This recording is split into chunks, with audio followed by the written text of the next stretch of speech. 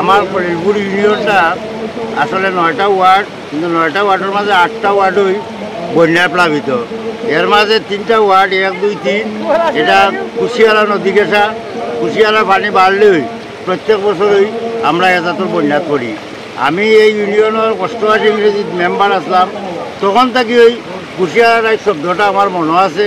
Kushiyara Dijk লিগে আমরা একটা বিভ্রান্তির মাঝে আসলাম যে কুশিয়ারা ডাইক বা কুশিয়ারা পানি বাড়লেই আমরা ফরিদপুর ইউনিয়ন তথা আমরা পার্শ্ববর্তী নরগঞ্জ পর্যন্ত বন্যায় প্লাবিত হয়।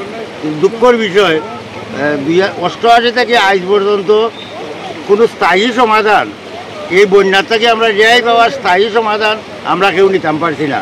তো আমার বিনীত অনুরোধ, প্রত্যেক বছর হাজার হাজার মানুষ বন্যায় কবলিত হয়, সরকার অনুদান দেয়, আমরা এলাকার বিত্তশালী মানুষ দেন, প্রবাসী দেয়। আমরা দূর দাবি যারা আমরা মাননীয় এমপি মহোদয় আজ সংসদে আসুন, আশা করি আমরা এই বিষয়টা তুলে ধরবা এবং আমরা উপরস্থ কর্মকর্তা যারা আসুন, যে দায়িত্বে আসুন, যে দায়িত্ব থাকি আমরা এই বন্যা থেকে চিরস্থায়ী সমাধান করার সহযোগিতা করা যায়, এই হিসাবে আমি ইউনিয়নের চেয়ারম্যান হিসাবে প্রত্যেকের কাছে জোরালো আবেদন রাখবো।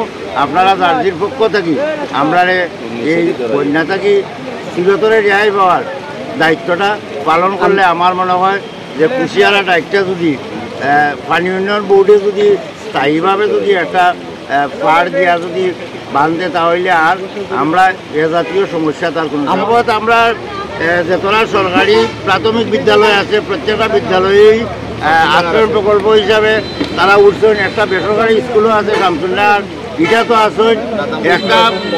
একটা এখানে একটা সিটি সেন্টার নামে একটা বড় সেন্টার আছে, এই সেন্টারও যথেষ্ট পরিবার আসেন।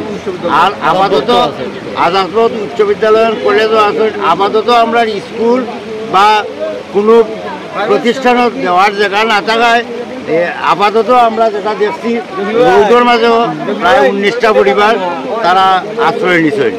তো আর জানি না গতকালকে থেকে আজকে আরো ভয়াবহ অবস্থা ধারণ করছে, আগামীকাল টিকা ধারণ করবে। সরকার সবসময় সচেতন। আমরা আজকেও আমরা সরকার থেকে যে চাউল পাইছি আমরা আজকে বিতরণ করছি। ইনশাল্লাহ যারা পানিবন্দী আছেন প্রত্যেকেই চাউল পাইছেন এবং শুকনা খাবারও দেওয়া হয়েছে। আর আগামীতে আরও সরকারের যথেষ্ট পরিকল্পনা আছে। গতকালকে আমরা এমপি মহোদয় আসলা, তাই প্রত্যেকের দেখছেন এবং প্রত্যেকে তারা আশ্বস্ত করছেন। আজকে তাই সংসদে গেছেন, আমরা এই বিষয় নিয়ে কথাবার্তা কইবা। আগামীকাল তাই নিজে আবার আমরা ইয়া দেখবা, প্রত্যেকের পরিদর্শন করবা, এটা আমরা আশ্বস্ত করে গেছেন। প্রবাসী ভাই বিশেষ করে কইলাম, আমরা দেখছি এ জাতীয় সমস্যাতে আমরা বললে সরকারের পাশাপাশি যারা আমরা এলাকার প্রবাসী যারা আছেন, বিত্তশালী যারা আছেন, বিবেকবান যারা আছেন, এরা সব সময় আমরা পাশে থাকেন। সেই হিসাবে এবারও জোরালোভাবে আমরা অনুরোধ করলাম আপনারা প্রত্যেকেই জার্জির অবস্থান থাকি অসহায় মানুষের পাশে আউকা আইয়া সাহায্য করুকা। আমার জোরালো আবেদন রইল। আসসালামু আলাইকুম।